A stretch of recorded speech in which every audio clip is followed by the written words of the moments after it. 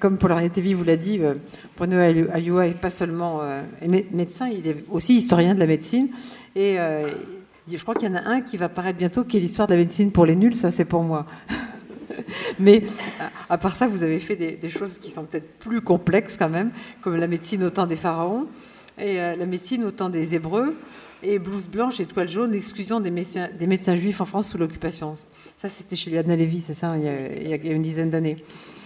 Et en fait, donc, ce soir, on est censé s'interroger sur le doute. Alors hier, on s'est interrogé sur le doute et la foi, qui est aussi un vaste sujet. On a terminé très tard, plus tard que prévu, parce que la tempête du doute ne s'était pas éteinte, malgré tous les intervenants qui étaient nombreux, en plus, hier.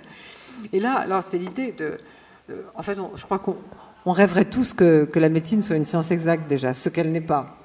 Tout à fait. Mais la question, c'est de savoir si le doute profite à la médecine, profite à la recherche, ou si au contraire il est quelque chose qui fait se perdre dans les méandres. Alors, il y a des micros. Il marche celui-là, ouais. Il est bon pour vous. Oui. Alors aujourd'hui, si je vous parle, c'est sous la casquette d'historien de la médecine. J'assure un enseignement à l'université de Paris 4 d'histoire de la médecine, et c'est vrai que j'écris beaucoup d'articles d'histoire de la médecine, et je me suis passionné en fait. Un des ouvrages que j'ai réalisé, c'est l'abrégé d'histoire de la médecine, qui est l'ouvrage de référence pour les étudiants en médecine en France, et qui est paru chez Masson. Et à cette occasion, je me suis intéressé à l'histoire de la pensée médicale, c'est-à-dire comment certaines personnes en sont arrivées à élaborer cette pensée médicale que nous connaissons tous et qui est en perpétuelle évolution. Alors, l'idée, elle m'est venue en fait en commençant un ouvrage qui s'appelait « La médecine au temps des pharaons », qui est un ouvrage qui est paru il y a à peu près 6 ans, 7 ans, chez Liana Lévy, mais qui a fait l'objet de 8 traductions, c'est-à-dire qui a été traduit en anglais, en espagnol, en allemand. Et en fait, je m'étais intéressé sur un domaine en allant au musée du Louvre, avec ma fille. J'ai vu ce que vous voyez tous, ce qu'on voit tous au musée du Louvre, les momies. J'ai regardé un petit peu il y a quelques petits ustensiles de médecins. Et à partir de ces objets, j'ai voulu comprendre finalement comment des hommes en sont arrivés à élaborer cette pensée médicale que l'on a tous et qui évolue au fil du temps, et comment finalement on est passé du stade de sorcier à celui de médecin. Alors pour la petite histoire, on sait aujourd'hui que les hommes ont toujours eu un doute sur l'avenir de leur santé. Pourquoi ? Parce qu'en fait, finalement, un jour vous êtes bien, le lendemain vous vous réveillez, vous êtes mal. Ça devait être exactement pareil pour nos ancêtres, les hommes préhistoriques. Et finalement, parmi tous ces hommes, il y a une personne, tout le monde avait des doutes. Alors des doutes, en fait, on expliquait la survenue de maladies par rapport à des dieux. Par rapport à des dieux souvent malfaisants, et parfois qui avaient des actions bénéfiques. Et finalement, on s'est aperçu que certaines des maladies, il était possible d'en connaître l'évolution, et donc de ne pas avoir ce doute. Et là, finalement, les personnes au sein d'une tribu, au sein d'un groupe d'hommes, la personne qui était capable un petit peu de deviner l'avenir d'une maladie, il faisait souvent faisant fonction de sorcier. Et là, très vite, on a très tôt, pour lutter contre le doute, une personne qui associe les fonctions de sorcier, de magicien, et puis de soigneur ou soignant. Et ça, c'est intéressant, c'est que cette fonction, elle est mise en place dans toutes les structures de tous les groupes humains qu'on connaît. On le retrouve également dans des tribus en Afrique, en Océanie, un peu partout. Cette personne qui associe les 3 fonctions pour lutter contre le doute. Et là, ce qui est assez intéressant, c'est que cette connaissance, nous on l'a tous en tant que médecin, vous l'avez tous des fois en tant que parents, et il y a des maladies dont on connaît l'évolution, et des maladies dont on ne connaît pas l'évolution et dont on a un doute. Et là, pourquoi je vous raconte ça, c'est que finalement, ces sorciers, à la fois sorciers, magiciens, et donc qui avaient aussi le pouvoir d'implorer les dieux quand on avait une maladie, ces personnes-là, en fait, se sont retrouvées à transmettre ce savoir à leurs enfants.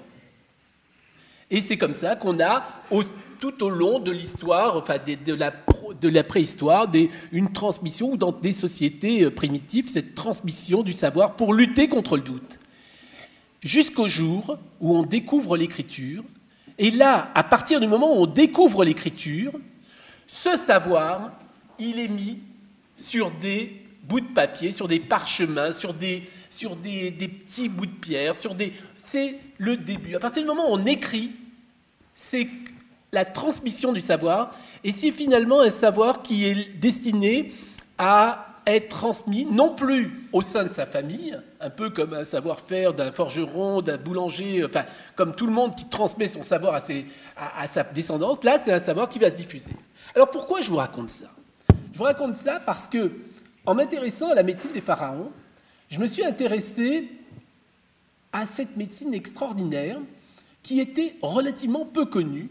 Pourquoi ? Pour la simple et bonne raison, c'est que jusqu'en 1821, on ne savait pas déchiffrer les hiéroglyphes. Il a fallu attendre 1821, Champollion, pour qu'enfin on comprenne cette civilisation extraordinaire. Et alors là, pourquoi je vous raconte ça ? C'est qu'en fait, on a découvert des papyrus médicaux, et c'est assez intéressant parce que ces papyrus médicaux, je vous en parlerai tout à l'heure, nous ont permis de comprendre comment on soignait il y a 4000 ans. Alors moi, je voudrais vous rappeler, si vous allez au Louvre, vous allez voir, il y a le scribe, le fameux scribe du Louvre, qui date de 1500 ans avant Jésus-Christ. Regardez bien cette statue, et on a de quoi être admiratif, puisque, en fait, il faut comprendre que la civilisation égyptienne a commencé à peu près 2500 ans avant Jésus-Christ et s'est terminée 200 ans avant Jésus-Christ. C'est-à-dire que, imaginez-vous la quantité du savoir, et autrement dit, le doute qu'on a réussi à vaincre depuis 200 ans, c'est-à-dire entre 1814 et 2014. Et là, en fait, on s'aperçoit des Égyptiens, en relisant les papyrus, en relisant un petit peu tous les traités d'égyptologie, on s'aperçoit que des gens avaient du doute. Et alors, comment on luttait contre le doute ? Alors, c'est assez amusant, je vais vous le raconter. Quand une personne était malade, elle était exposée en place publique, les gens passaient devant cette personne et devaient dire s'ils avaient vu une personne qui avait ce type d'affection et quelle avait été l'évolution de cette affection. Et il y avait à côté un scribe qui notait en fait les signes et puis quel type de traitement on avait. Et c'est ce qui a donné la naissance en fait de la pensée médicale égyptienne. Alors ce qui est assez intéressant dans tout ça, pourquoi je vous ai parlé de médecine égyptienne et pourquoi j'ai planté ce décor, c'est qu'en fait, quand on regarde l'Égypte ancienne, on s'aperçoit qu'il y a 3 types de soignants. Vous avez le Sounou, qui est le médecin, et parmi les médecins, il y a ceux qui pratiquent de la chirurgie. Et ceux qui pratiquent de la chirurgie, ce sont des gens qui sont extrêmement carrés, extrêmement rigoureux. C'est-à-dire qu'ils soignent, et ils soignent selon des règles précises, et ils ont des règles, des guidelines, comme on dirait aujourd'hui, tout à fait précis. Et là, pourquoi je vous dis ça ? C'est qu'en fait, ils n'ont aucun doute sur à la fois l'évolution de la maladie, puisqu'à la fin de chaque affection chirurgicale, une luxation de l'épaule, on nous dit un mal dont la personne sera soignée. En revanche, quand une personne a une fracture du crâne, on nous dit il peut ne pas mourir ou il peut mourir. Vous le savez comme moi, c'est tout à fait logique, quand on a une fracture du crâne, 2 issues sont possibles. Mais là où c'est intéressant, c'est qu'ils disent, s'il y a un écoulement de liquide transparent, alors il mourra. Et là, c'est absence de doute. C'est-à-dire qu'en fait, en revanche, quand il n'y a pas d'écoulement, il dit s'il n'y a pas d'écoulement de liquide, il ne mourra pas. Alors, s'il y a des médecins dans la salle, on le sait, l'écoulement du liquide, c'est lié au fait qu'à partir du moment où on a une brèche au cours d'une fracture du crâne, une brèche des méninges, vous avez un écoulement du liquide céphalorachidien qui entoure en fait la cavité cérébrale. Donc ça, c'est la chirurgie. Premier point. Deuxième chose, la recherche. Le doute est-il, il y a les médecins. Mais avant de parler des médecins, je vais vous parler de prêtres qui s'occupaient de maladies dont ne soignaient pas les médecins. Pourquoi ? Probablement parce que les médecins avaient un doute sur leur savoir. Et puis surtout, il faut comprendre qu'un médecin qui ne soignait pas bien pouvait être passible déjà de la peine de mort ou d'une peine de prison. On ne pouvait pas, de tout temps, il a été élaboré des règles pour des garde-fous pour l'exercice de la médecine, pour éviter que certaines personnes fassent n'importe quoi. Et on le verra au XXe siècle. Certains médecins, parce qu'ils n'avaient pas de doute sur les finalités de leur recherche, ont fait des horreurs au nom de cette absence de doute. Et alors, ces médecins, donc les médecins soignaient les problèmes médicaux, et vous aviez deux catégories, vous aviez les prêtres de Sekhmet et les prêtres de Serket. Les prêtres de Sekhmet s'occupaient des personnes qui avaient été mordues par des scorpions ou par des serpents. Vous savez qu'en Égypte, il y avait beaucoup de scorpions et beaucoup de serpents. Et là aussi, s'il y a des personnes qui sont médecins dans la salle, ou même non médecins, vous le savez comme moi, un scorpion qui viendrait ici dans cet amphithéâtre et qui me mordrait, je peux mourir, et il peut mordre Madame Savigno, et Madame Savigno ne mourra pas. Elle aura peut-être une petite fièvre, elle aura peut-être une grosse œdème, et personne n'est capable de savoir pourquoi. Après une piqûre de scorpion, en 2014, on sait que certaines personnes qui sont mordues par un scorpion vont mourir de façon pratiquement sûre, c'est-à-dire un vieillard, un insuffisant cardiaque, un insuffisant respiratoire, un enfant, un bébé qui est mordu par un scorpion a de fortes chances de mourir, encore en 2014. En revanche, quand vous avez une personne de constitution normale, sans grand problème de santé, c'est un peu pile ou face. Et là, la médecine n'intervient pas, parce qu'on a un doute. Donc, on fait appel à la religion. Et c'est exactement la même chose dans le domaine des épidémies. Dans le domaine des épidémies, vous avez le SARS Serket, qui sont des prêtres qui implorent les dieux lorsqu'il y a quelqu'un qui a une maladie infectieuse. Pourquoi ? Parce qu'une maladie infectieuse, nous le savons tous ici, la grippe, on peut s'en sortir en général au bout de 5 jours, 6 jours, on est un peu fatigué, on a un lever grippal, on a une période pendant laquelle on n'est pas bien, mais il faut savoir que malheureusement, chaque année, il y a des gens qui peuvent décéder des suites d'une grippe. Donc imaginez-vous, dans l'Égypte ancienne, les maladies infectieuses, ce n'était pas du domaine du médecin, parce qu'il y avait un doute sur l'évolution, c'était du domaine du religieux.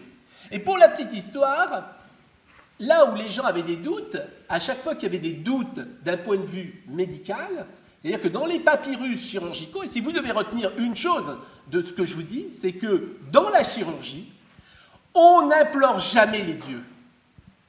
On est sûr et certain de son diagnostic. On sait exactement ce qu'il faut faire. C'est ça où on opère ou on n'opère pas. Et ça, c'est ce qui guidera les chirurgiens jusqu'à aujourd'hui. En revanche, pour la médecine, parfois on a des doutes. Et donc, lorsque les gens ont des doutes, ils implorent les dieux. Et pour la petite histoire, aussi bien chez les Assyro-Babyloniens que chez les Égyptiens, on considère que si vous avez de la fièvre, vous êtes sous l'emprise d'un dieu malfaisant qui est rentré dans votre organisme. Et donc, moi, si j'ai une maladie, j'ai ce dieu malfaisant, il faut s'écarter de moi parce que le Dieu peut passer d'une personne à une autre. Vous avez compris? Et là, c'est la notion égyptienne et la notion assyro-babylonienne de la transmission des maladies infectieuses. Donc, doute, ce qui veut dire on parle des dieux. Et ce qui est assez intéressant dans l'histoire de la médecine ou dans l'histoire de l'humanité, c'est qu'au fur et à mesure où on commencera à ne plus avoir des doutes, on essaiera de moins en moins de rattacher les maladies à des dieux malfaisants. C'est-à-dire que quand on voit les Égyptiens, ils ont une série de dieux responsables des maladies, alors que finalement, plus on évolue dans le temps, moins Dieu apparaît dans la médecine. Donc, vous voyez cette notion de doute. Alors maintenant, vous allez me dire, mais alors, quel quiz de la recherche dans tout ça? Quiz de la recherche, le doute et la recherche. Alors, je ne vous cache pas que moi, j'ai pas eu le temps j'ai réfléchi parce que c'est un thème que je trouve qui est très, très intéressant, mais c'est vrai que je voudrais vous raconter quelque chose que j'ai trouvé d'intéressant et sur lequel j'ai travaillé. En fait, les Égyptiens utilisaient des onomatopées pour décrire des situations. Hein. Donc le chat se dit Raoult, le tigre se dit miaou, enfin miaou le chat, Raoult ça se dit le tigre en égyptien, et partir à l'anglais ça se dit flop-flop. Donc vous voyez, il y a toujours des petits termes comme ça. Et en revanche, le mot battement du cœur se dit dub-dub. Ça, jusqu'en 2007, des tas de gens, bon, on savait, on apprenait l'égyptien, le mot battement du cœur, c'est dub-dub. Et en fait, personne n'avait de doute, tout le monde considérait que les médecins égyptiens étaient des rebouteux, comme il en existe un peu partout dans le monde entier, y compris dans toutes les campagnes françaises. Et tout le monde me disait, moi, la médecine égyptienne, il n'y a aucun intérêt. Pourquoi tu t'intéresses à la médecine égyptienne? Et je me suis dit, mais non, il y a peut-être des choses intéressantes. Et donc, en voyant ce hiéroglyphe qui s'appelait dub-dub, le doute, pour moi, est venu en moi, et je me suis dit, mais finalement, dub-dub, c'est finalement ce que j'entends lorsque je mets mon oreille sur un thorax. Et là, aussitôt, j'ai démontré, c'est pour ça, enfin, c'est pas que je sois meilleur que d'autres, mais si le bouquin a été traduit, si c'est considéré pour aujourd'hui les égyptologues une référence, c'est que sur un seul mot, j'ai pu, en fait, et grâce aussi à Bernard Zisquin, en fait, on a vu que finalement, dub-dub, ça voulait dire que des Égyptiens avaient placé l'oreille sur un thorax. Et ça, c'est intéressant, parce qu'en fait, ils ont écouté le cœur 1500 ans avant Jésus-Christ, et il faudra attendre 1824 pour que l'ANEC, pas très loin d'ici, au Jardin du Luxembourg, élabore un appareil qui s'appelle le stéthoscope, que l'on utilise tous dans notre vie courante. Et en fait, pourquoi l'ANEC a découvert le stéthoscope? Alors ça, c'est la petite histoire, hein, je ne vous cache pas que j'aime bien les petites histoires. C'est qu'en fait, l'ANEC était un monsieur catholique très pudibond, originaire de Bretagne, et on écoutait le cœur avec l'oreille comme ça, et puis il était gêné parce qu'il y avait une très belle fille qui avait une belle poitrine, et il n'osait pas mettre son oreille sur la poitrine de la femme. Donc il a pris un cahier, qu'il a roulé, et en roulant son cahier, il en a fait un stéthoscope. Et si vous allez au musée d'histoire de la médecine, un peu plus haut, vous verrez que c'est des bouts de papier qui lui ont permis d'écouter. Alors pourquoi je vous raconte tout ça? C'est qu'en fait, en s'intéressant au doute, j'ai compris que les Égyptiens, et là on arrive au cœur du sujet, c'est qu'en fait, les Assyro-Babyloniens considéraient que l'être humain, l'organe le plus important de l'être humain, c'était le foie, et les Égyptiens, très tôt, ont considéré que l'organe le plus important, c'était le cœur. Et pour eux, il n'y avait pas de doute. Mais ils avaient un doute en quelque chose.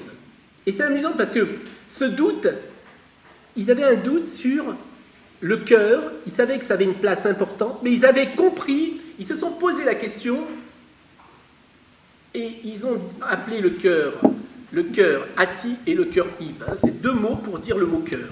Et en fait, ils se sont intéressés et pour la première fois, ils se sont dit, mais finalement, est-ce que les sentiments, c'est le cœur? Et donc, ils ont mis en parallèle à la fois le cœur comme siège des sentiments et le cœur siège de la distribution du sang dans l'organisme. Et ils le disent même, le cœur, c'est comme le Nil. Ça distribue comme le Nil, c'est-à-dire de leur observation, ça distribue à l'ensemble du corps. Alors la question, c'est, ils ont comme ça des choses assez amusantes. Ils disent, par exemple dans les papyrus égyptiens, ils disent, quand le cœur ne marche pas, alors c'est comme une inondation dans l'organisme. Pour les égyptologues, ça voulait dire rien du tout.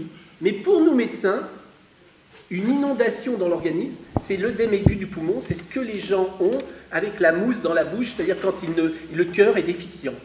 Et en fait, on peut se poser la question comment finalement ce doute, mais ils ont élaboré cette conception du cœur, et la question elle est très simple, c'est comment ont-ils élaboré cette conception du cœur? Pour la première fois, et ce qui est intéressant, c'est qu'en fait, on a trouvé sur des stèles des familles de médecins et des familles d'embaumeurs. C'est-à-dire des liens entre certaines familles. Alors question, est-ce que ont-ils assisté aux embaumements pour lever leurs doutes? Question, on ne sait pas. En tout cas, ce qui est sûr, c'est que finalement, ils se sont intéressés très tôt à la fonction du cœur dans l'organisme. Et là, cette fonction du cœur, il va falloir attendre pendant des centaines d'années, voire un millénaire, avant que finalement cette fonction du cœur, comme distribution du sang dans l'organisme, soit admise par tout le monde. Pendant ce temps-là, pendant des siècles et des siècles, surtout après Galien, qui met une théorie sur la circulation du sang, mais dans lequel il n'intègre pas la fonction importante du cœur, pendant des centaines d'années, cette fonction du cœur va être complètement, pas ignorée, mais en fait, on va vivre dans l'idée que finalement, le cœur n'a pas cette fonction importante de pompe cardiaque qui distribue par les artères le sang à l'ensemble de l'organisme, et le sang qui remonte par les veines au niveau du cœur pour se réoxygéner au niveau des poumons. Et là, ce qui est assez intéressant, et ce qui m'intéresse finalement, c'est que on va avoir des tas de médecins qui vont émettre pendant des centaines d'années, qui vont avoir des doutes sur le concept de Galien qui excluait la fonction du cœur. Comme je l'ai dit tout à l'heure, finalement, ce qu'on expliquait pour les Égyptiens, qui était un fait acquis 1500 ans avant Jésus-Christ, c'est dans le papyrus d'Hébert, finalement, cette médecine égyptienne va être complètement oubliée, et on va retenir finalement que les préceptes de Galien, qui vont être en fait émis comme des règles rigides, et finalement, on aura au XIe siècle, vous allez avoir Ibn al-Nafis, je prononce peut-être mal, qui est un médecin arabe, qui va pour la première fois élaborer en fait une conception dans laquelle il explique le rôle important du cœur et il contredit Galien. Son travail va passer complètement inaperçu. En 1500, vous avez un monsieur qui s'appelle Michel Servet qui insiste sur l'importance du rôle du cœur. Michel Servet vit à Genève, il va être dénoncé par Galien, et pour avoir en fait contredit et pour avoir émis un doute sur la théorie de Galien, il va être en fait brûlé en place de Grève, et il faudra attendre Harvey pour qu'enfin on accepte que le cœur avait une fonction essentielle. Si je vous ai raconté, si j'ai commencé sur la médecine égyptienne, c'est que, en fait, ce qui est assez intéressant, cette histoire de la découverte de la circulation du sang, cette théorie, on peut l'extrapoler dans beaucoup d'autres choses. C'est-à-dire qu'en fait, qui sont les personnes pour lesquelles les grands médecins, ce sont les médecins qui ont émis des doutes et qui ont douté. Alors, parmi les personnes qui ont douté, finalement, nombreux sont ceux qui ont douté probablement, qui ont douté oralement. Très peu sont ceux qui ont douté et qui l'ont écrit. Pour pouvoir douter et l'écrire, il faut avoir une certaine liberté. C'est pour ça que actuellement, je travaille beaucoup sur la médecine arabe, et en particulier sur la médecine, la médecine judéo-arabe.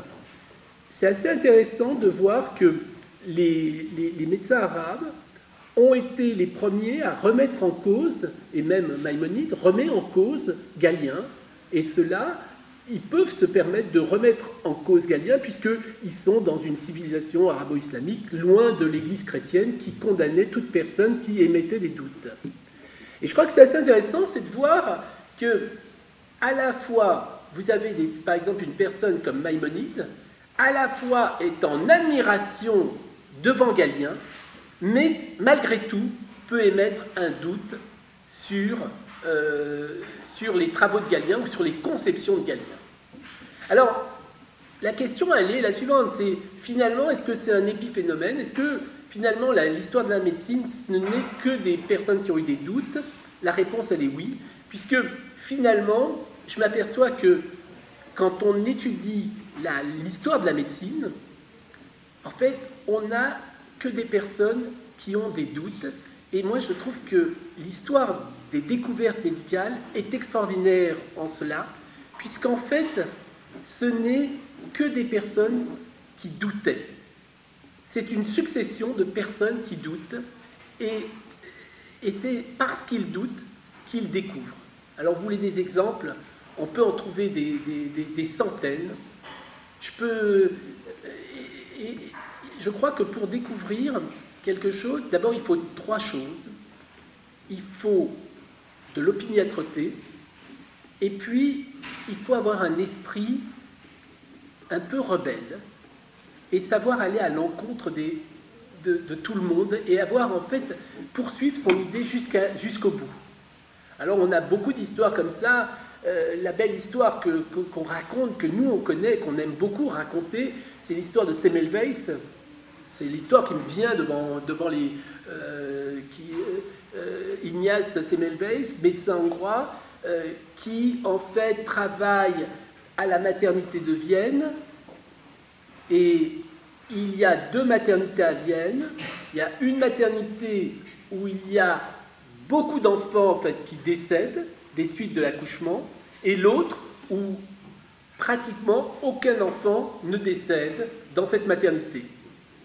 Et il s'interroge pourquoi il y a cette différence entre ces 2 maternités. Et là, il va émettre en fait, il va observer, parce que quand on a un doute, on observe, c'est finalement ce qui fait qu'on devient un grand chercheur. Et il va observer, il va savoir que dans un hôpital, dans un centre, un lieu d'accouchement, une clinique obstétricale, vous avez des étudiants en médecine qui pratiquent les accouchements et qui bien souvent, en fait, font des dissections avant l'accouchement. Et de l'autre côté, vous avez des sages-femmes qui réalisent les accouchements et donc qui ne font pas de dissection. Et là, ce qui est assez extraordinaire, et c'est probablement le seul ouvrage que j'ai du respect ou j'admire de Céline, c'est que Céline va en faire sa thèse de docteur en médecine sur l'histoire de Semmelweis, et il va montrer comment cette personne, qui est médecin, va, avec force, avec opiniâtreté, s'opposer à tous les grands pontes de la médecine qui refusent l'hypothèse selon laquelle c'est parce que les médecins qui ont fait des dissections ne se sont pas lavés les mains avec de l'eau et de la chaux, c'est parce qu'ils ne se sont pas lavés les mains qu'il y a beaucoup de transmission de maladies, enfin, qu'il y a des affections chez les enfants, chez les femmes parturientes qui accouchent. En revanche, les femmes qui étaient accouchées par des sages-femmes, là, les femmes se lavaient les mains avec de l'eau et de la chaux, et donc il va falloir qu'ils convainquent pendant des jours et des jours, et finalement, il va devenir fou. on dit qu'en fait, il devient pratiquement fou, et c'est parce qu'il avait finalement ce doute qu'aujourd'hui, finalement, on adopte cette pratique de se laver les mains avant de passer au bloc opératoire, alors que et là, nous sommes dans des années où finalement, les grands patrons, tout le monde dit non, c'est un fou, il ne faut pas se laver les mains. Voilà, je crois que c'est ça qui est intéressant dans tout ça, c'est comment le doute, finalement, apporte des réflexions à beaucoup de gens. Alors après, le doute, est-ce que le doute, finalement, c'est un moteur de la recherche? Je vous dirais oui, mais jusqu'où? Jusqu'où on peut aller dans le doute? Et là, c'est d'autres... d'un point de vue éthique, l'histoire de l'éthique médicale au cours des 70 dernières années nous montre que certaines personnes ont eu des doutes et les ont amenés à réaliser certains actes qui posent des questions d'un point de vue éthique. Alors, quels sont les actes qui me viennent à l'esprit? Très simplement, c'est les rétinopathies chez les enfants prématurés. Pendant très longtemps, on avait dans les unités, à partir du moment où on commence dans les unités de néonatologie à utiliser en fait ce qu'on appelle des couveuses, il y a des enfants prématurés qui avaient passé du temps dans ces couveuses. Certains enfants naissaient et puis au bout de quelques temps, on s'apercevait qu'ils avaient des problèmes de cécité. Et là, pendant très longtemps, tout le monde était persuadé que c'était une anomalie de développement des cellules rétiniennes qui étaient responsables de cette cécité, de cette rétinopathie chez les enfants prématurés. C'était logique. On dit un enfant prématuré, pourquoi il y a certains tissus qui ne sont pas complètement formés, et il va y avoir un médecin qui va avoir un doute. Et là, c'est un travail sur lequel je viens de travailler dessus, et j'ai trouvé que c'était pas inintéressant, parce qu'il a écrit, il a dit, voilà, j'avais un doute, j'ai donc pris, et j'ai suspecté que finalement, c'était l'oxygénothérapie dans les couveuses qui était à une pression trop importante, qui était responsable de cette cécité. Et ce médecin, pour lever ce doute, va faire quelque chose qui aujourd'hui ne serait pas possible. Il a pris en fait 2 couveuses. Dans une couveuse, il a mis la pression en oxygène très forte et il a observé que l'enfant, quelques jours plus tard, était atteint de cécité, alors que dans la couveuse où la pression en oxygène était faible, l'enfant n'était pas aveugle. Alors il a eu encore le doute, parce qu'il a présenté ça à un congrès, en disant, voilà, la cause de la cécité, c'est la pression trop importante. Il a repris 2 couveuses, et il a fait la même expérience. Voilà. Arnaud Munich est arrivé. Est-ce que vous voulez bien venir avec nous?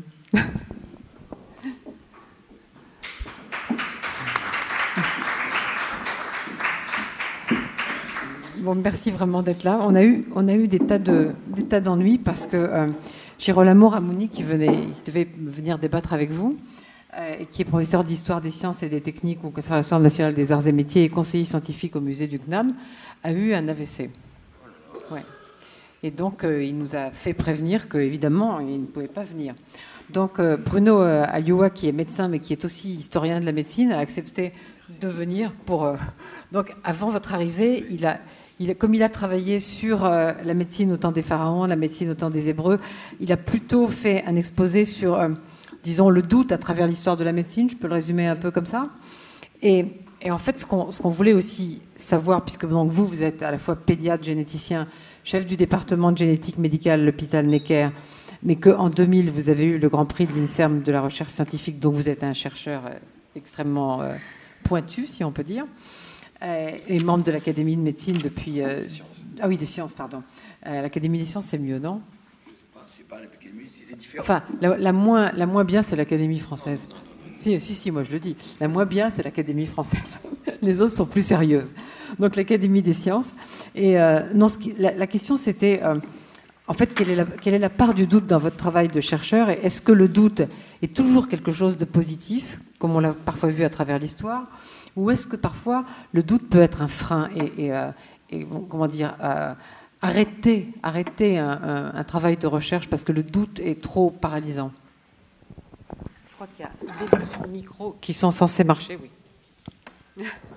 Bon, d'abord, bonsoir. Pardonnez-moi d'être en retard. J'avais une autre réunion à la Salpêtrière qui vient de se terminer parce que j'avais un doute. Donc j'ai demandé à des collègues si une observation qu'on avait faite était valide ou invalide. Et donc, quand on a un doute, d'abord, il faut le cultiver. C'est pas un travers, c'est une force, avoir le doute. Il devrait même y avoir des cours de doute à la faculté de médecine, parce que on souffre beaucoup des certitudes qui sont assénées par les médecins aux familles. Donc, avant de parler en chercheur, je voudrais parler en médecin, parce que c'est comme ça que ça commence. Hein. Ça commence par un malade, une maladie, et puis après, on tricote un projet de recherche. Mais la première idée qui me vient à l'esprit en essayant de répondre à votre question en médecin, c'est que trop de nos collègues affirment des choses de manière définitive sans laisser la moindre place au doute, justement. Et une des façons de ne faire aucun place au doute, c'est d'associer un pronostic à un diagnostic. Déclarer, asséner, affirmer que tel diagnostic conduit forcément à tel pronostic. Là, il y a déjà là une entorse à l'obligation du doute, car porter un diagnostic, c'est une chose, en déduire un pronostic, c'est une toute autre chose. Or, trop de professionnels, souvent les jeunes d'ailleurs, ont tendance à associer un diagnostic à un pronostic, sans laisser de place au doute. Je crois que c'est Bachelard qui disait le doute, c'est le tribut que nous devons à l'espoir. Le doute, c'est un tribut dû à l'incertitude que nous réserve l'avenir. Et ça, c'est très vrai. Combien de paroles ont été proférées par des médecins qui ont prononcé des paroles meurtrières, qui ont été des coups de fusil à bout portant contre des familles, en assénant un diagnostic fatal à un enfant, et on retrouve l'enfant vivant et pas si mal 10 ou 15 ans après. Donc je crois que déjà la première dimension de doute qui doit nous habiter, c'est dans le dialogue singulier avec les gens, savoir se garder de... se garder peut-être de paroles définitives. Donc la première, le diagnostic est une chose, le pronostic en est une autre, et personne ne peut affirmer que nous aurons tous la même évolution pour de multiples raisons. D'abord, le doute déjà vient de notre connaissance des bases biologiques des maladies. C'est pas parce qu'on trouve une mutation dans un gène donné que tout le monde aura la même évolution. On peut avoir une mutation du même gène, mais des mutations plus ou moins sévères, plus ou moins graves. Et puis une mutation toute seule, ça fait pas un pronostic. C'est le fond génétique, c'est le reste des gènes qui conditionne le pronostic. Donc, avant de dire des choses, il faut déjà avoir bien compris les bases moléculaires des problèmes qui sont en face de nous. Donc c'est un énorme travail, à partir du moment où on a fait un diagnostic, pour essayer de déduire ce que pourra réserver l'avenir. Et cette part d'incertitude, qui est le tribut, encore une fois, dû à l'espoir, cette part d'incertitude nécessite beaucoup de travail pour essayer de le maîtriser, pour réduire la marge d'erreur. Donc c'est des choses que je dis toujours à des gens. Toujours, chaque fois que je parle avec des parents, avec des mamans, je leur dis voilà, le diagnostic c'est celui-là. Alors docteur, qu'est-ce qui va arriver? Mon enfant est foutu? Mais non, il n'est pas foutu. Ça c'est le diagnostic. Entre le diagnostic et le pronostic, c'est un monde qu'il faut explorer. D'abord, qui peut être infléchi à tout moment par le progrès médical. Une affection qui est fatale aujourd'hui pourra être curable demain. À partir du moment où on sait de quoi souffre l'enfant ou le patient, on peut faire des scénarios explicatifs, contourner la maladie, surmonter l'obstacle. On peut constituer des cohortes de patients atteints de la même maladie, et faire des essais cliniques dans notre pays ou avec d'autres pays. Donc, à partir du moment où on sait ce que c'est, on peut se battre et faire des projets qui n'autorisent en qu'une manière des paroles négatives. Donc un diagnostic est toujours assorti, en tout cas dans ma pratique, de paroles d'espoir. Donc je crois qu'il faut laisser vraiment la place, comme disait Bachelard, à l'espoir.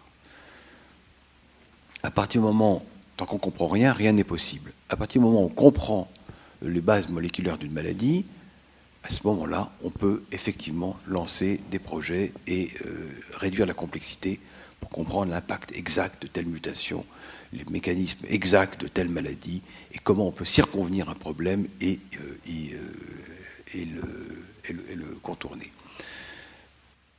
Ce n'est pas une petite question. Hein. C'est-à-dire que vous verrez les plus sages et les plus anciens d'entre nous toujours être incroyablement prudents. Incroyablement prudents. Et le doute les habite, alors qu'ils sont déjà des grands savants. Plus ils progressent en savoir, plus ils sont modestes, et plus ils cultivent et pratiquent le culte du doute, voyez-vous. Et à l'inverse, on a l'impression que des jeunes, c'est pour ça que je vous parlais de la pédagogie du doute à la faculté, il faudrait faire des cours de doute à l'université, expliquer aux gens, aux étudiants, que quand on est un médecin responsable, on ne peut pas s'autoriser, se permettre de proférer des paroles définitives parce qu'on ne sait pas. On ne sait pas ce que réserve l'avenir individuel d'une maladie donnée et collectif si on oublie de prendre en compte le progrès médical. Pour toutes ces raisons, les consultations avec des gens comme moi, c'est effectivement, je crois, des moments d'espoir. D'espoir parce que, quel que soit le diagnostic, je suis convaincu qu'on peut, dans un très grand nombre de cas, réserver un avenir bien meilleur aux gens. Donc, je me garde de toute parole pronostic négative qui pourrait briser l'élan. Parce que les gens ont un potentiel de vie fantastique. Ils ne demandent qu'une seule chose, c'est d'entendre des paroles d'espoir. La dernière chose qu'ils attendent, c'est des paroles définitives négatives. Et tout ce qu'ils attendent de nous, c'est des paroles qui vont les aider à vivre. Et effectivement, ce qui est très difficile, c'est quand vous venez après des paroles meurtrières. Donc, réinvestir un enfant donné pour perdu, c'est un effort gigantesque. Combien de fois on est appelé à intervenir en deuxième ou troisième avis pour des enfants ou des patients pour lesquels des professionnels n'ont laissé aucun doute au pronostic négatif. Et comme c'est difficile, et comme il faut être expérimenté, et comme il faut être patient, et comme il faut être convaincant pour arriver à réinvestir un enfant donné pour perdu. Vous voyez ce que je veux dire? Donc c'est extrêmement difficile de remonter une pente quand on a donné un pronostic défavorable. Alors de là, effectivement, à dorer la pilule et raconter des histoires qui seraient par trop optimistes, il y a un monde. Et là encore, ce serait une offense au doute que de prétendre l'inverse de la parole négative, c'est la parole excessivement optimiste. Donc, et là on rentre dans le champ de la recherche, donc on quitte le cas particulier pour rentrer dans le cas général. Qu'est-ce qu'on peut faire pour tenir un discours moins incertain?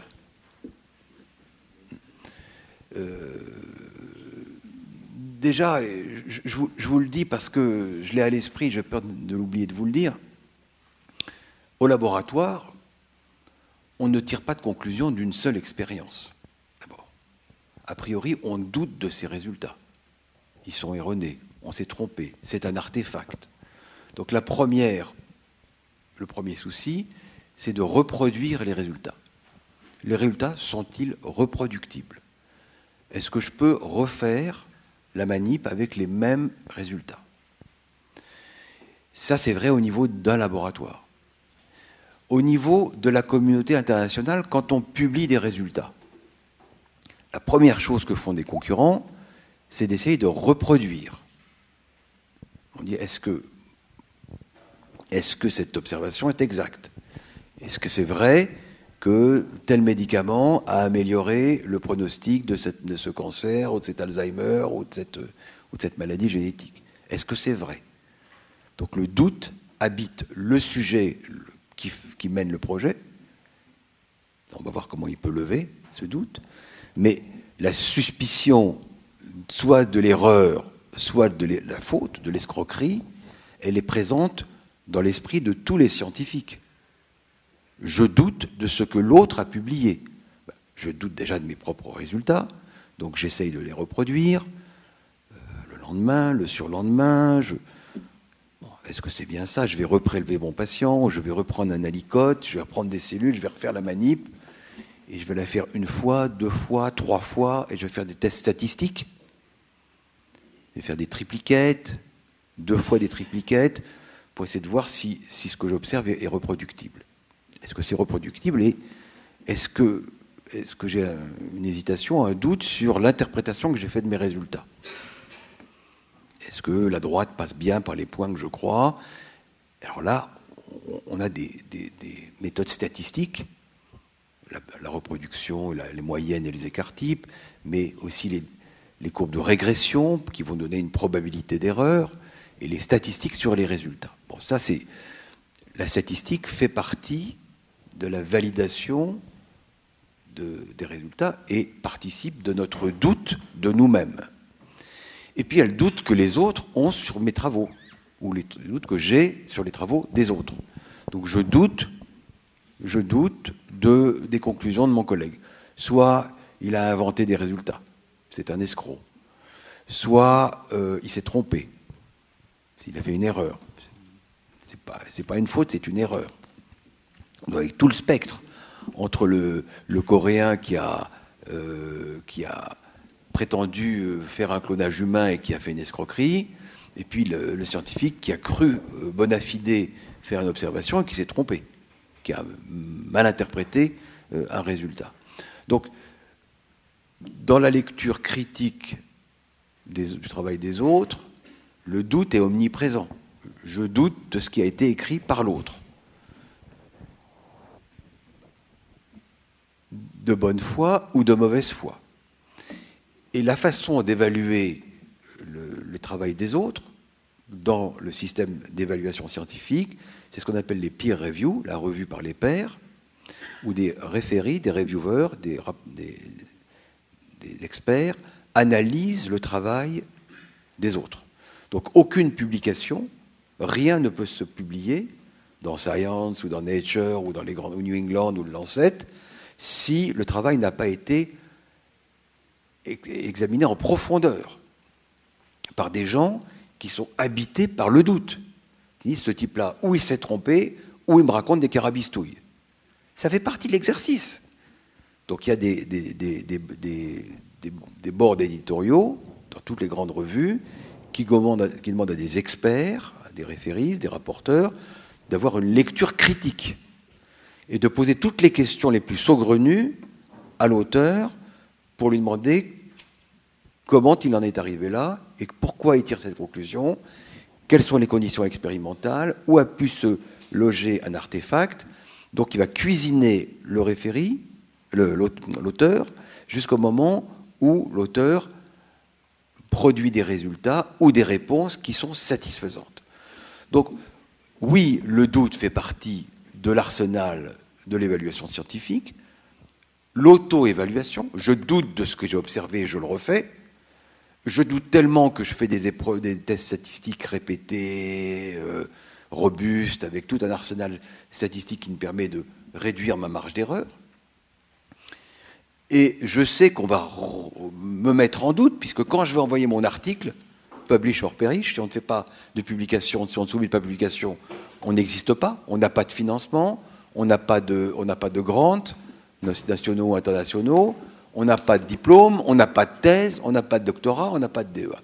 Donc le doute, il habite la réflexion des publications, des revues qui éditent les travaux des scientifiques. Donc ce doute est omniprésent. Il est constructif. Il n'est pas négatif. Il n'est en aucun cas négatif. Alors, est-ce que le doute peut être paralysant? Est-ce qu'il y a un moment où toutes ces précautions individuelles au niveau du dialogue singulier avec un patient, collectif au niveau d'un laboratoire ou de la communauté internationale qui doit publier, est-ce que le doute peut être paralysant? Est-ce qu'on peut être sidéré par le doute? Sidéré au point de pétrifier, au point de ne pas pouvoir oser publier ses résultats. Peut-être, mais j'observe plutôt une frénésie de publier qu'une rétention à publier. Donc, je dirais que moi-même, j'ai commis des erreurs, je ne vous cache pas, je n'ai pas des fautes, je n'ai pas fait des fautes sciemment, mais je me suis précipité de publier des choses alors que j'aurais dû réfléchir à 2 fois. Alors, tantôt, c'est le reviewer qui m'a rattrapé, qui m'a tiré les oreilles, il dit donc, t'as vu ça? Alors, les reviews, c'est anonyme. Hein. Tout ça, c'est en langue anglaise, c'est anonyme, on ne sait pas qui me review, et celui qui me review sait qui je suis, mais moi, je ne sais pas qui m'a reviewé. C'est pas une histoire de ne pas se venger, il y a des risques de rétorsion, si vous voulez, entre scientifiques, si par malheur on apprend qui vous a gaulé l'article à Nature ou qui vous a collé votre article à Science. Donc cette évaluation, elle est effectivement anonyme. Est-ce qu'elle peut être paralysante? Encore une fois, j'ai commis des erreurs, je ne suis pas le seul, beaucoup, tout parce que j'étais tellement pressé de faire une publication retentissante que je n'ai pas été assez prudent. Je n'ai pas été assez empreint de ce souci de validation. Donc, je ne crois pas qu'il y ait trop de risques de rétention de données scientifiques. Il y a plutôt un risque de précipitation. Publish or perish. Donc, on a peut-être tendance dans notre monde, je ne parle pas de dialogue singulier avec les patients, je parle dans le domaine de la science, petite tendance à se précipiter parce qu'il y a la compétition, parce qu'on se dit, mince, j'ai un truc super, il faut que je publie trop vite, autrement je vais être scoopé. Donc dans ce jeu de compétition, pour la notoriété, pour le prestige, pour la recognition internationale, pour les prix, pour tout ça, on a tendance à se précipiter de publier de crainte d'être scoopé. Parce que c'est un risque d'être scoopé. Donc vous avez d'un côté le doute qui doit effectivement nous habiter, et puis de l'autre côté le doute qui paralyse au point de se faire scooper par quelqu'un d'autre. Donc il faut y aller quand on a minimisé les risques d'erreur et maximisé les chances de succès. Donc ça c'est extrêmement difficile, et on a tous eu, moi le premier, je suis sûr beaucoup d'entre vous aussi, des joies et des peines. Des joies d'avoir été évidemment reconnu pour un travail très intéressant, mais aussi les peines, soit de s'être fait taper sur les doigts parce que votre travail n'a pas été reproduit, parce que votre travail a été démenti. Il a été démenti, on n'a pas été assez prudent. Un autre a reproduit, il a essayé de reproduire, il n'a pas reproduit. Il a dit, Munich s'est trompé. Voilà, il s'est trompé. Lui et son équipe ont raconté des bêtises. Ils n'ont pas forcément menti, ils ont fait une erreur grossière, ils ont fait une bourde. Ou alors, l'autre risque, c'est celui non pas de s'être précipité, mais d'avoir été par trop prudent et finalement de se faire scooper. Ça, c'était une époque terrible que j'ai connue au moment de la cartographie des gènes des maladies, où c'était la compétition forcenée pour la découverte du gène, de la myopathie ou de la myotrophie spinale ou de la mucoviscidose, où il y avait vraiment des compétitions entre les groupes terribles, mais aussi il y avait des enjeux énormes, si vous voulez. Parce que derrière, vous aviez, c'est comme les courses, vous savez, des écuries. il y a des gens qui avaient investi beaucoup d'argent, le NIH avait mis tant, le MRC avait mis tant, et voilà, donc ils se faisaient la course, comme pour aller sur la Lune. Vous voyez, c'est des enjeux de prestige nationaux et internationaux de première dimension. Donc, y avait les gens risquaient gros. Et tantôt, on se précipitait, puis on publiait une localisation ou une identification de gènes qui était erronée. Tantôt, on était trop prudent, ou on avait des difficultés d'autres natures, et on se faisait scooper à quelques jours près. À quelques jours près. Moi, j'ai connu l'un et l'autre. La situation où on se fait scooper, c'est affreux, parce que, bon, faut pas se faire d'illusions. Quand on se fait scooper, c'est un étudiant qui se fait guillotiner, qui n'aura pas son poste, de chercheur, qui n'aura pas son poste de maître de conf, et qui est zigouillé. On se fait zigouiller aussi si on tire une conclusion erronée et qu'on est démenti ensuite par la communauté internationale. Donc voilà, je crois qu'il y a un très bon usage du doute. C'est le doute qui nous permet de parler avec nos patients avec une infinie prudence, avec une grande humanité, avec le souci constant de dissocier diagnostic et pronostic, avec le souci de donner de l'espoir, en disant voilà, maintenant je sais ce que c'est, et je suis sûr qu'on se portera mieux en sachant ce que c'est que en restant dans l'ignorance. Il faut donner cette possibilité d'espérer aux gens un avenir nouveau, inédit, qui est celui du domaine où on comprend enfin ce dont souffre le patient. Ça ouvre un champ des possibles totalement inédit. De ce point de vue-là, le doute est positif quand on est dans le dialogue singulier avec un patient. Au niveau scientifique, il est à la fois positif, parce qu'il est source de prudence, mais il est hyper risqué, le doute, si il devient par trop inhibant, au point de s'auto-censurer et de s'interdire de sauter sur une publication et finalement de se faire scooper. Donc voilà, je reprendrai, peut-être qu'on va ouvrir le débat maintenant à ce stade, sur cette double notion que le doute doit faire partie de la formation.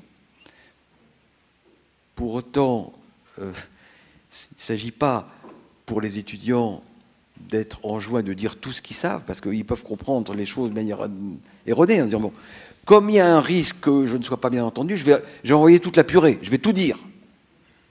Je vais dire tout ce qui peut arriver. Comme ça, on me reprochera pas de m'être tu ou d'avoir péché par omission.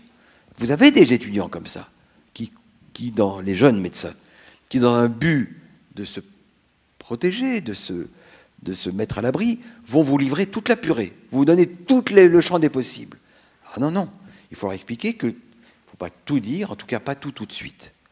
Il faut donner de la temporalité dans tout cela et trouver le moment pour apporter les informations les unes après les autres, en laissant toujours un champ à l'espoir.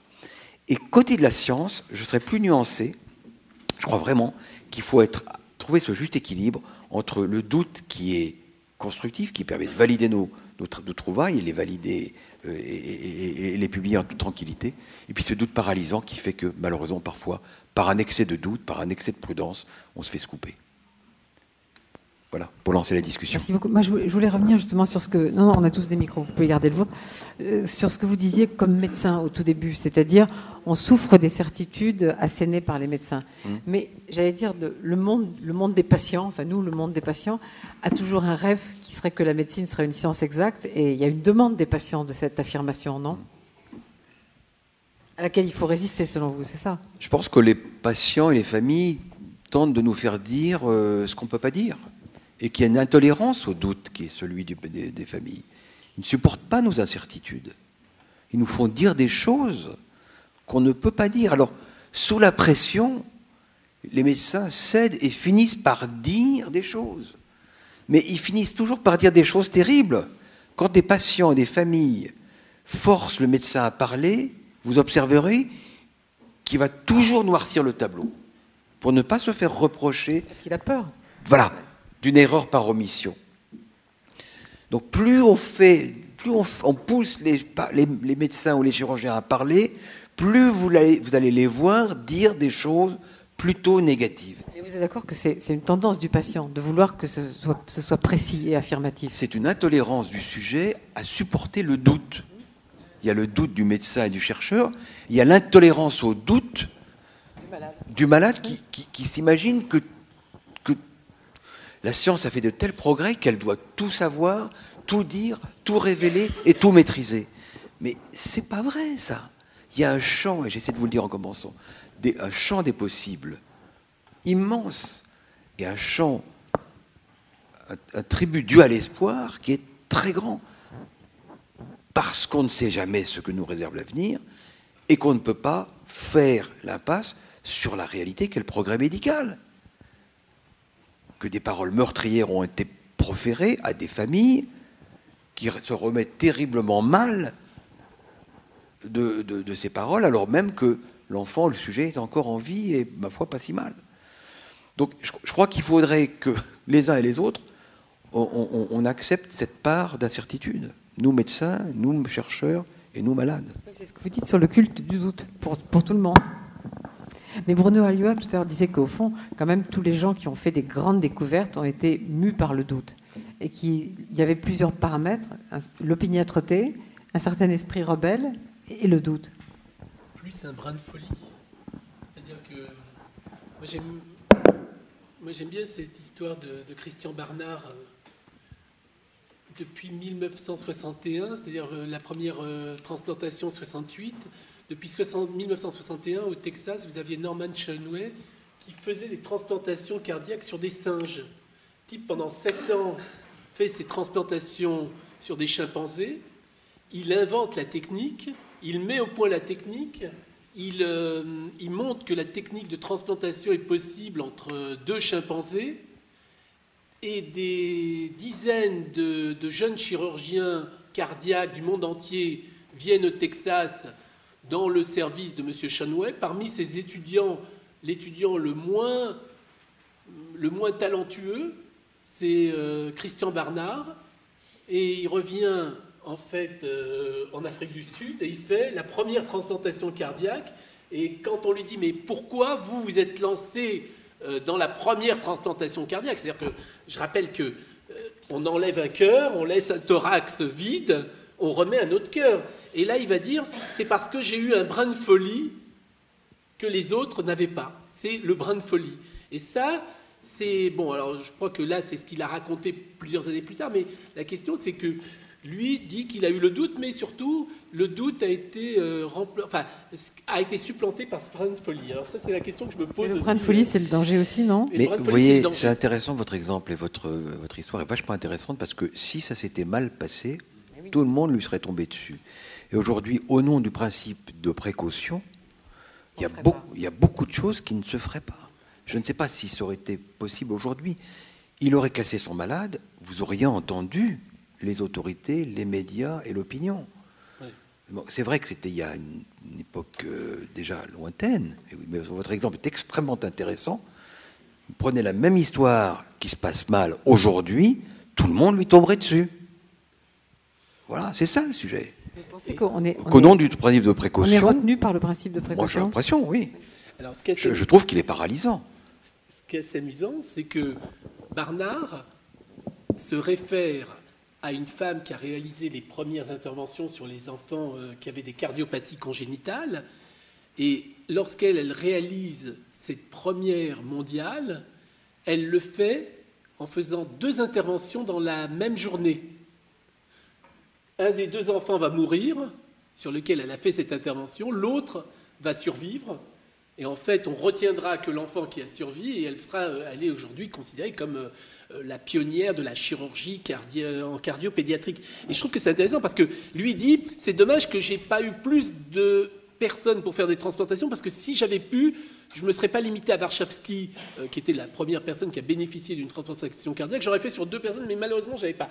Voilà, c'est aussi assez intéressant de voir que finalement, l'histoire est fourmille de personnes qui ont eu ce brin de folie, et puis d'autres qui se mettent bien sûr des parachutes comme cette femme. Je crois que vous avez tout à fait raison de replacer cette anecdote dans sa temporalité. Et encore une fois, je vous ramène au jour d'aujourd'hui. Prenons un exemple plus proche de nous, qui est la thérapie génique des déficits immunitaires combinés sévères. il y a eu une demi-douzaine ou une dizaine de tentatives de thérapie génique. C'est quoi déjà les déficits immunitaires combinés sévères? Vous savez, c'est les bébés bulles, les enfants qui n'ont pas de défense immunitaire pour des raisons génétiques. On prend leur moelle et on met la moelle au laboratoire et on remplace un gène muté par un gène normal. Bon. Donc c'est des collègues éminents qui ont fait ça dans l'hôpital où je travaille, mais aussi ça a été fait à l'étranger, aussi en Amérique. Et disons qu'il y a eu une dizaine de cas qui ont été faits. On parle beaucoup de thérapie génique, mais en fait, il n'y a pas eu beaucoup de cas. Il y en a eu une dizaine. 3 ou 4 sont morts. 6 ou 7 sont vivants. De qui parle-t-on? Des morts. Voilà. On ne parle que des morts, et tant qu'on n'a pas une certitude absolue de succès, toutes les thérapies géniques sont aujourd'hui sous haute surveillance. Donc votre histoire est extrêmement intéressante parce qu'elle a une connotation temporelle. C'est vrai que ça se situe à une époque, et votre histoire est très intéressante, qu'il n'est plus aujourd'hui. Et aujourd'hui, s'il y a un risque sur 10 qu'une manip foire sur du vivant, alors on ne fera pas. Au nom du principe de précaution, on veut 100% de succès. Mais il n'y a pas 100%. Il n'y aura jamais une manip qui marche à tous les coups.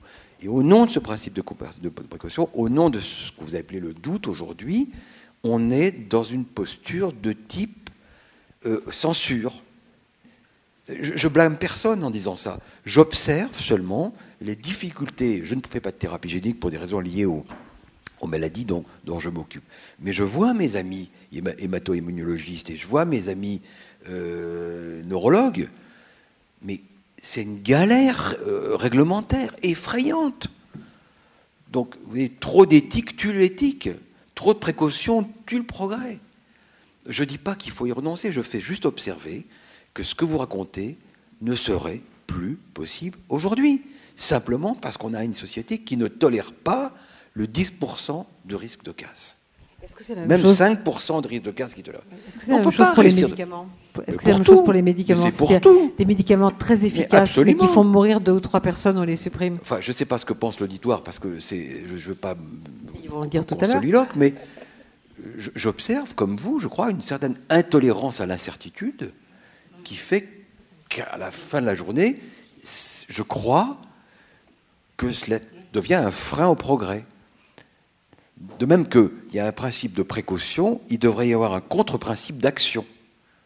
Principe de précaution, mais au nom du principe de précaution, on ne fait plus rien, mesdames et messieurs. Plus rien. Et je vois des collègues éminents paralysés. Alors, c'est pour des raisons réglementaires. Mais pourquoi on fait des règlements? C'est bien pour les paralyser. Si vous saviez le casse-tête aujourd'hui pour faire un essai clinique, mais c'est une galère. On parle de thérapie génique, mais de n'importe quoi. Les entraves aux essais cliniques, même sur des témoins sains, même les études observationnelles sont entachées de toutes sortes de contraintes. Donc, ces obstacles réglementaires ne sont que des cache-misères pour le vrai sujet qui est derrière, c'est l'intolérance absolue à tout ce qui pourrait être du domaine de l'aléatoire. Donc, c'est très bien, mais je vous dis, il n'y aura plus de progrès médical dans ces conditions. Si notre collectivité, notre communauté collectivement, ne supporte plus le moindre risque. Oui, c'est intéressant ce que vous parlez du risque. À propos du risque, tout à l'heure, vous avez parlé aussi de l'importance des statistiques. Et là aussi, c'est intéressant. C'est l'irruption des statistiques dans la médecine. C'est-à-dire que, on le dit, on le répète, c'est quelque chose d'assez connu. Aujourd'hui, on parle beaucoup, on dit, si jamais on devait remettre sur le marché, demander une autorisation de mise sur le marché de l'aspirine, on n'est pas sûr qu'on l'obtiendrait. Très juste. On n'est pas sûr. Y compris pour les corticoïdes. Je rappelle que les corticoïdes qu'on utilise en pratique courante, en médecine, pour la petite histoire, elle est très belle cette histoire, c'est Raoul Dufy. Je ne sais pas si vous connaissez cette histoire. 1949, prix Nobel de médecine, 2 personnes sont en lice. Egas Moniz, portugais, qui a découvert 10 ans auparavant les bienfaits de la lobotomie, et un Américain, Hoffman, qui avait découvert les corticoïdes par voie générale. Et ce qui se passe, c'est que le jury Nobel de Stockholm, dans sa grande sagacité, va donner le prix Nobel à Egas Moniz pour la découverte de la lobotomie. Lobotomie dont on connaît en fait exactement aujourd'hui l'inutilité totale, sauf dans des cas quasi exceptionnels. Et alors ce qui est intéressant, c'est que le laboratoire MSD, qui commercialise à l'époque les recherches sur les corticoïdes, veulent arrêter complètement cette recherche. Et vous avez une personne qui s'appelle Hamburger, qui est au Jewish Hospital, et puis qui voit un numéro de Life dans lequel on voit que Raoul Dufy a des signes manifestes de polyarthrite rhumatoïde. Et il a cette idée extraordinaire de demander à MSD de faire venir au Congrès mondial de rhumatologie à Boston, qui a lieu en 1950, Raoul Dufy, qui est amené devant tout le monde. Raoul Dufy arrive sur son fauteuil roulant.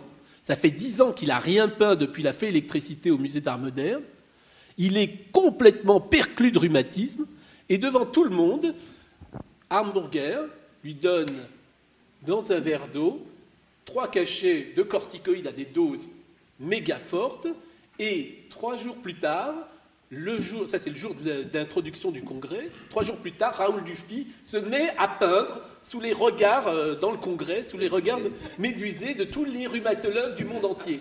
Ça va, alors que le laboratoire MSD voulait arrêter ses recherches sur les corticoïdes. Et là, ça va remettre d'actualité. L'année d'après, le prix Nobel est accordé pour la découverte des corticoïdes. Et pour la petite histoire, Raoul Dufy meurt 6 mois plus tard d'une perforation d'ulcère due aux corticoïdes. Non mais, si je vous raconte cette histoire, c'est que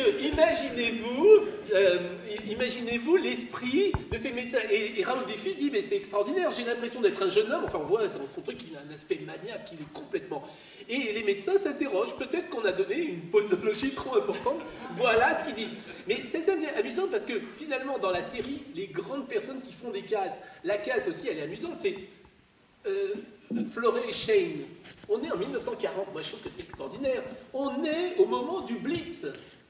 C'est-à-dire au moment où l'Angleterre passe la période la plus gravissime de son histoire. Et vous avez 2 personnes qui décident sur un policeman anglais qui s'est fait en fait une blessure au visage, qui a une staphylococci de la face, ils décident de lui administrer dans une idée, parce que ça avait marché, la pénicilline avait été inventée depuis 1929, c'est-à-dire de 1929 à 1940, c'était un petit réactif de laboratoire qui permettait d'éviter la prolifération des bactéries en bactériologie.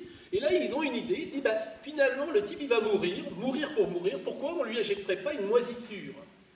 Ça marche, et en fait, ça ne marche pas vraiment. C'est-à-dire que dans la vraie histoire, ça marche, mais dans la vraie histoire, ça marche pendant quelques jours, c'est-à-dire qu'en fait, on a une diminution de la fièvre, une amélioration des symptômes, mais en fait, le problème, c'est que quelques jours plus tard, le policeman anglais va mourir. Et quand on voit les journaux anglais de 1940, la pénicilline qui correspond finalement au médicament le plus extraordinaire du XXe siècle, finalement, ils se font incendier et puis en fait, ils refont d'autres expériences. Donc, je pense que ces types-là ont eu un moment un doute, ils ont eu ce grain de folie de continuer, mais c'est vrai que la casse a été au rendez-vous pour tous ces gens-là. Voilà. Mais dans ce que vous voyez comme obstacle aussi aujourd'hui, est-ce qu'il n'y a pas de la part des médecins, peut-être plus que des chercheurs, la peur des procédures qui se sont beaucoup développées aux États-Unis, tous les problèmes de malpractice, etc. Est-ce qu'il y a cette peur? Est-ce qu'ils ont de plus en plus envie de se couvrir contre les éventuels procès, etc., etc. Vous parlez des chercheurs ou des praticiens? Des praticiens. Est-ce que les chercheurs sont menacés par ça? Non. Si, je trouve que le principe de précaution, dans ce qu'il a de possiblement freinateur, impacte surtout le progrès des recherches. Au niveau des pratiques, elles sont aujourd'hui codifiées et font l'objet d'accréditations qui sont parfaitement codifiées et qui me paraissent être de bonnes choses. Vous savez bien que les établissements doivent être accrédités, les hôpitaux, les cliniques doivent être accrédités, les praticiens doivent être diplômés aussi, mais sont assujettis à faire des enseignements post-universitaires. Donc ça me paraît pas une trop mauvaise chose. La codification des actes courants réalisés par les praticiens ne me semble pas de nature à freiner la qualité des soins. Je ne crois pas. Au contraire, je trouve que c'est une bonne chose que les individus, comme les établissements, fassent l'objet d'accréditation. Je vois plutôt ça dans le champ de la recherche clinique et de la recherche thérapeutique, où là, je pense qu'il y a un risque qu'on entrave un certain nombre de protocoles d'essais thérapeutiques dans le souci de réduire à zéro le risque de casse. Donc ça, j'observe, non pas au niveau de la pratique, mais au niveau des essais cliniques, un poids réglementaire que je trouve très bon dans la pratique médicale quotidienne et très risqué pour le progrès et pour l'essor des nouvelles thérapeutiques. Ce n'est pas vrai dans le domaine des maladies rares où les petits effectifs et les règles sont beaucoup moins contraignantes pour les maladies rares qui sont très nombreuses et qui ont des tout petits effectifs, où là, il y a moins de contraintes. Mais s'il y a si peu de médicaments nouveaux, pourquoi il y a si peu de médicaments? Il n'y a pratiquement pas de nouveaux médicaments. On demandait dans les grands labos, ils ont entre 0, 1, 2 médicaments par an dans leur pipeline. Très peu de choses. C'est que pour arriver à mener des études cliniques jusqu'à leur mise sur le marché, il faut des investissements, mais monstrueux. Il faut des garanties immenses. Il faut des cohortes gigantesques. Donc les gens abandonnent. Ils ont dans leur pipe des bons trucs, mais ils les laissent tomber. Alors nous, les médecins des maladies rares, on récupère ce qu'ils laissent tomber pour des essais sur des petits effectifs. Vous voyez ce que je veux dire? Nous ramassons dans la pharmacopée des industriels des médicaments qui ont été abandonnés pour des grandes cohortes et que nous récupérons pour des maladies rares, pour des petites cohortes. Ça m'est arrivé encore tout récemment. C'est très particulier. Donc il y a plein de médicaments qui sont abandonnés parce que c'est trop cher, parce que c'est trop lourd, parce que les contraintes réglementaires sont telles que même les plus grands labos n'y arrivent pas. Et par conséquent, vous avez entre 0 et 1 médicament nouveau dans le pipe chaque année. Est-ce que vous pensez que ce principe de précaution est absolument mondial ou qu'il y a certains pays qui sont plus... Je pense qu'il est mondial. Il est mondial. Donc partout, tout est stoppé. Donc quand je disais... Pas stoppé, je dirais pas que c'est stoppé, mais retenu. Je dirais que honnêtement, je trouve que ce qui est pertinent de votre soirée de ce soir, c'est l'intolérance au risque de notre société. On s'imagine qu'on peut et doit être traité sans risque. Ça me paraît chimérique, ça me paraît irréaliste. Je ne sais pas ce que vous en pensez, mais...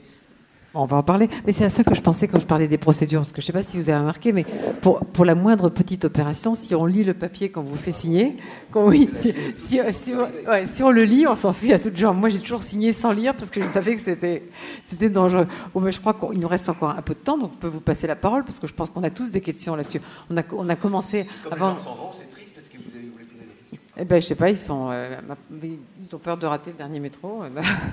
Non, mais il y en a qui sont là. Et il y a des micros qui se promènent, enfin qu'on va promener. Je crois que Fabienne ou Déborah, on peut avoir un micro qui se balade.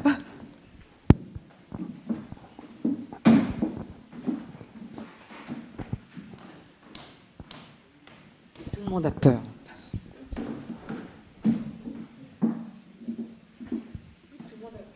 Tout le monde a peur. Est-ce que vous prendriez le risque d'un essai clinique s'il y a une probabilité de 10% d'évolution défavorable? Vous, monsieur, par exemple. Vous ne prendriez pas ce risque? Attendez, quand on est malade. Quand on est malade. Oui, quand on est malade. Oui, on est malade, vous savez que le pronostic est ce qu'il est.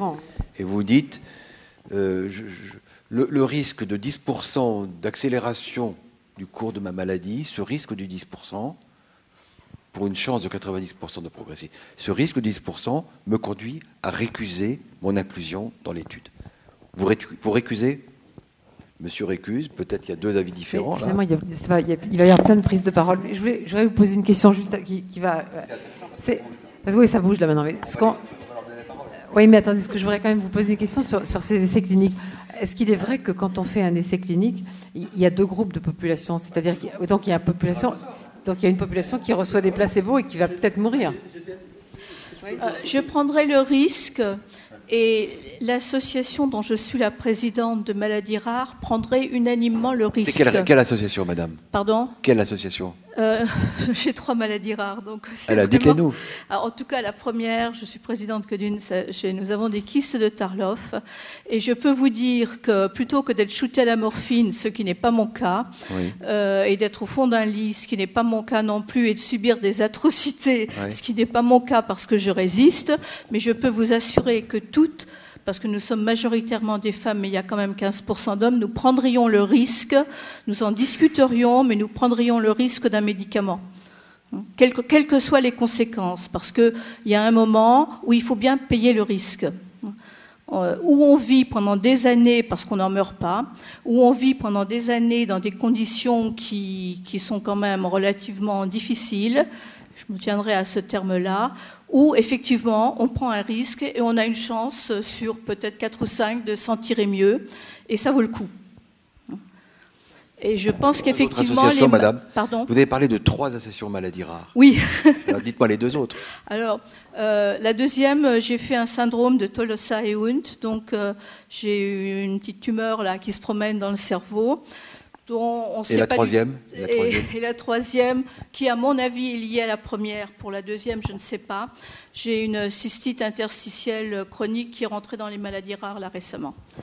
Donc là, je pense qu'il y a un lien, mais évidemment, c'est difficile. Mais en tout cas, je peux vous assurer que nous sommes vraiment, nous prenons les médicaments et nous tentons, sous protocole et avec un suivi, nous prendrions toutes unanimement un médicament. Ce que vous dites est tout à fait, je confirme, dans le domaine Pardon ? des maladies. Je confirme tout à fait ce que vous dites dans le domaine d'Aurore 10. Les essais cliniques pour les maladies rares ont une réglementation beaucoup plus lâche, beaucoup moins contraignante que les maladies plus fréquentes. Mais je voudrais savoir ce que vous voulez, les interventions de ces dames ici. C'est intéressant quand ça bouge un peu. Bonsoir et merci.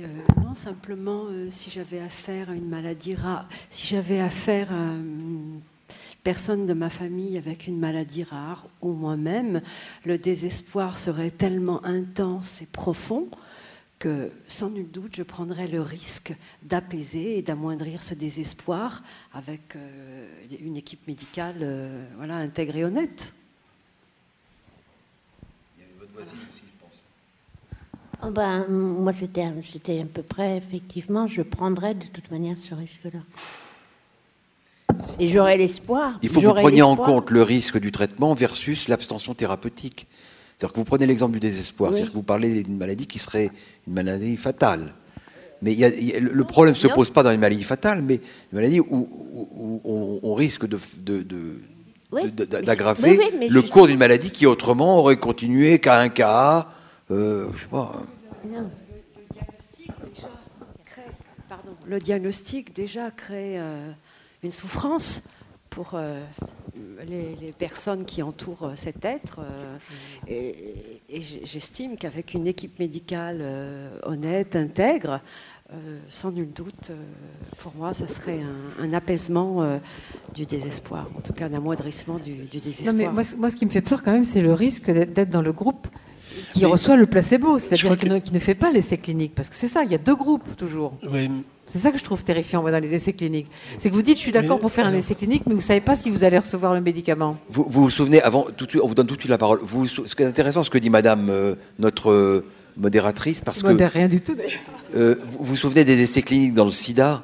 Les associations s'étaient partagées les médicaments. Ils savaient qu'ils étaient dans le groupe placebo versus médicaments. Et donc, en fait, ils ont poulé tout, ils se partageaient tout ensemble. Donc, le mouvement, les groupes, les associations de patients ont collectivement les mêmes difficultés que nous individuellement et sont très intolérants justement à la notion de prise de risque, au point même de brouiller les cartes. Moi, j'ai fait un essai dans une maladie qui s'appelle la maladie de Friedreich et j'ai appris que des mamans s'étaient entendues entre elles pour partager les médicaments, témoins versus placebo. Et ça, on ne savait pas qui était le groupe témoin, on ne savait pas qui était le placebo, mais elles ont tout mis en commun, à mon insu. Qu'est-ce que... Monsieur?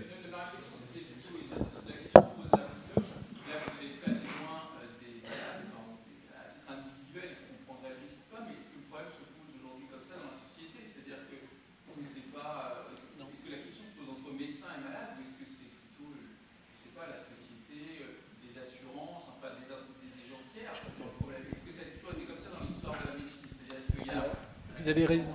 Non. En fait, il faut comprendre que jusqu'à 1939, 1940, la thérapeutique dont on disposait était extrêmement limitée et était exactement pratiquement la même que celle qui existait 40 ans auparavant. La plus belle histoire, finalement, tout à l'heure on a parlé des statistiques. Je vous renvoie à un ouvrage d'Austin Bradford Hill. C'est un monsieur qui était tuberculeux et en 1946, une personne, 2 ans auparavant, Abraham Waxman, prix Nobel, avait découvert que le premier médicament pour lutter contre la tuberculose, qui était la streptomycine. Et en administrant la streptomycine, pour la première fois dans l'histoire de l'humanité, on disposait d'un médicament permettant d'éradiquer la tuberculose. Ça a soulevé un enthousiasme extraordinaire puisque ça venait 4 ans après la découverte de la pénicilline. Le problème, c'est qu'on s'est aperçu que les gens qui prenaient la streptomycine devenaient, au bout d'un moment, sourds, avec une surdité très importante. Et vous avez eu, dans le monde entier, un grand débat en 1946, et le débat de 1946, faut-il utiliser la streptomycine, qui rend sourd, mais qui guérit de la tuberculose, ou faut-il faire ce qu'on appelle des pneumothorax thérapeutiques, c'est-à-dire qu'en fait, on crée de façon artificielle un pneumothorax en enfonçant un trocard, ce qui entraînait une insuffisance respiratoire très importante et avec des séquelles respiratoires qui duraient des années. Valait-il mieux être insuffisant respiratoire ou sourd? Et là, Aston Bradford Hill, qui a la tuberculose, qui est statisticien, décide, et c'est un statisticien, et c'est ça amusant, il décide de faire la technique qu'on fait dans les champs en agronomie pour les pesticides. C'est-à-dire que la moitié du champ, on met un pesticide et l'autre, on ne met pas de pesticide. Et on voit, c'était une technique qui existait depuis des années. Et donc, il va faire le premier essai clinique, randomisé. Je trouve que ça, c'est extraordinaire. Et je trouve que là, il va démontrer que la streptomycine entraîne de façon significativement mieux, une amélioration plus importante que le pneumothorax thérapeutique. Et là, il démontre par A plus B d'une façon claire et nette. Et je crois que c'est intéressant parce que ce qu'on a parlé tout à l'heure dans l'essai Concorde, finalement, aujourd'hui, on a 2 types d'essais. Soit on ne fait rien, soit on donne un traitement. C'est ce qui se passe bien souvent, probablement, dans le dernier essai qui a fait l'objet d'une grande médiatisation, c'est le cœur artificiel. Soit on met un cœur artificiel, soit on ne fait rien. Enfin, c'était ça, le dilemme qui s'est posé pour les chirurgiens cardiaques. Ça, ok, si on ne fait rien, la personne va mourir dans un temps plus ou moins rapidement. Si on met un cœur artificiel, il y a des risques de casse, mais on pense, j'imagine dans la tête ce qui a dû se passer chez les chirurgiens cardiaques de l'hôpital Georges Pompidou. Ça, c'est premier type d'essai. Ou un essai où on donne un médicament, probablement pour les maladies orphelines, on donne ou on ne donne pas. En revanche, aujourd'hui, on a certains médicaments qui marchent bien, et puis on se demande est-ce qu'on va faire un essai, et pour faire un essai avec un médicament qui donne une certaine satisfaction, on est obligé d'avoir des grandes réflexions. Voilà. Je crois que c'est ça aussi. On peut encore prendre 2 questions, dont une ici et une ici. Oui. Non, vous n'en avez plus ? Alors vous le feriez, l'essai clinique? C'est pas une question. Si. Oui, vous le feriez. Tout dépend du pronostic. Voilà, là, je réintroduis le mot. Et de la souffrance. Voilà, ce qu'on peut supporter. Oui. Ne pensez-vous pas que la non-acceptation par le monde moderne du risque ne soit pas liée à l'évolution des rapports entre la société et le monde médical? La non-valorisation et la non-reconnaissance par une certaine population de la valeur médicale, quand on connaît la durée des études médicales, la difficulté des études médicales, Et le fait d'avoir le sentiment pour une grande partie de la population que l'acte médical est pratiquement gratuit. Or, quelque chose de gratuit, on sait en marketing, n'a pas de valeur. Payer un médecin 21 ou 23 euros aujourd'hui, alors que pour faire soigner son chien, on paye beaucoup plus si on n'est pas remboursé. Pour faire venir un plombier, on le remercie quand il veut bien venir. Un médecin, on exige qu'il vienne tout de suite. Et en plus, on n'est pas content. Il y a un problème de société. Et si j'en parle ainsi, c'est que je ne suis pas médecin, je suis ingénieur. Et tout ce que vous avez raconté à propos de la médecine, on le retrouve dans le monde de la recherche scientifique. Mais je suis fils de médecin, et mon père n'a pas voulu que je fasse médecine, parce qu'il m'a dit que la médecine que lui a pratiquée en Algérie n'allait plus être la même.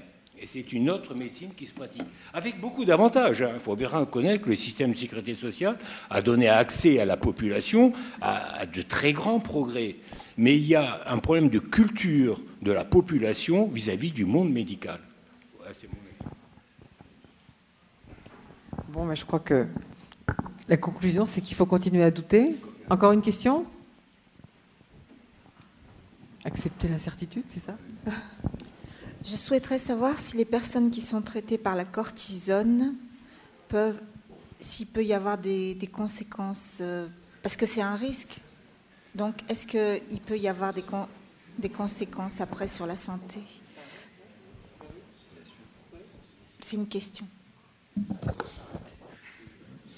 Bien sûr, madame, il faut trouver la dose minimum efficace et pas plus. Il y a des complications. Ça rejoint un petit peu ce que vous dites. C'est l'exemple qui a été pris tout à l'heure par notre collègue. Et au début de ce traitement, on ne savait pas très bien les doses qu'il fallait administrer et on avait des complications. Donc le programme médical, c'est non seulement de découvrir des nouvelles molécules, mais d'apprendre l'usage de ces molécules et trouver le minimum, la quantité minimum est suffisante pour obtenir un effet.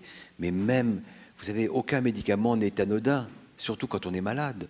Il y a des médicaments qui paraissent totalement anodins, qui peuvent être catastrophiques quand on est malade. Tout à l'heure, l'exemple de l'aspirine est un très bon exemple. Par conséquent, aucun traitement n'est anodin, jamais. Donc il faut arriver à trouver non seulement les bonnes molécules, mais aussi les bonnes doses et les bonnes conditions d'administration de ces molécules. Ce qu'on appelle la pharmacodynamique, la pharmacocinétique. Donc c'est un art considérable. Et oui, allez-y, allez-y. Non, simplement, je vous remercie au nom de tout le public, c'est tout.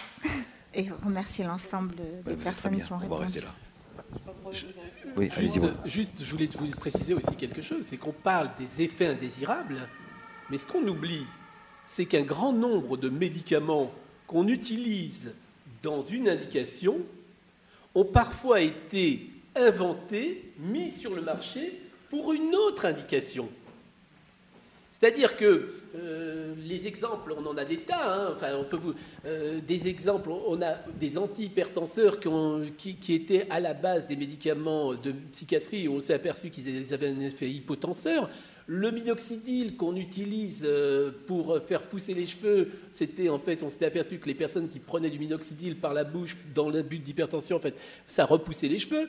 Le Viagra, c'était un médicament utilisé en cardiologie, et on s'est aperçu d'un effet indésirable d'une façon assez amusante.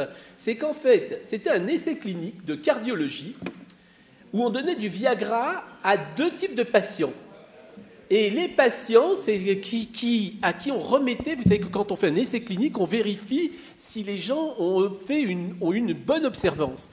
Et on s'est aperçu qu'à la fin, on doit rendre les cachets. Et là, on s'est aperçu que personne ne voulait rendre ces cachets dans cet essai clinique pour un médicament cardiovasculaire et qui avait été mis en place par Pfizer. Et Pfizer était très énervé parce que finalement, ça n'avait pas eu une bonne efficacité. Au début, on pensait que ça allait être un médicament qui allait agir sur l'angor. Finalement, ça n'a pas marché. Et puis, on a demandé aux gens, mais pourquoi vous ne voulez pas rendre ces médicaments ? Et puis, on a expliqué que ça marchait très très bien dans une autre indication. Et ce qui est assez amusant, c'est qu'aujourd'hui, c'est le médicament le plus vendu dans le monde pour cet effet indésirable. Donc, je crois que ce qui est important, et ça, c'est la conclusion, c'est qu'il ne faut pas avoir de doute, y compris sur les effets thérapeutiques, mais souvenez-vous qu'un effet indésirable peut parfois avoir un effet très bénéfique. Sur le désir. Voilà, sur le désir. Alors, pour la petite histoire, il y a des jeunes femmes de ce groupe qui l'ont utilisé. Alors, c'est là où il y a le doute du laboratoire Pfizer, c'est qu'en fait, les femmes qui avaient fait partie de ce truc, on leur demandait est-ce que votre libido augmente ? Et en fait, certaines ont dit oui, mais en fait, après une étude statistique, on s'est aperçu que ça ne marchait pas sur la libido féminine, mais que ça marchait sur la stimulation de l'érection chez l'homme. Voilà. Et donc voilà, et aujourd'hui, le Viagra, je pense qu'on connaît tous ce médicament, qu'on n'utilise peut-être pas tous, qu'on n'utilise pas tous, mais en tout cas, dont on en admire l'efficacité. Comme quoi le doute a bien fait. Moi, je n'admire pas du tout l'efficacité, mais je pense que Bruno a trouvé la conclusion, c'est-à-dire il faut accepter ce que disait Arnold Munich, il faut accepter le risque. Et je vous remercie tous beaucoup. On occulte un petit peu maintenant. Ah mais ça alors, ça relance le débat. On va pas le relancer. Je vous remercie beaucoup tous les deux et je vous remercie tous.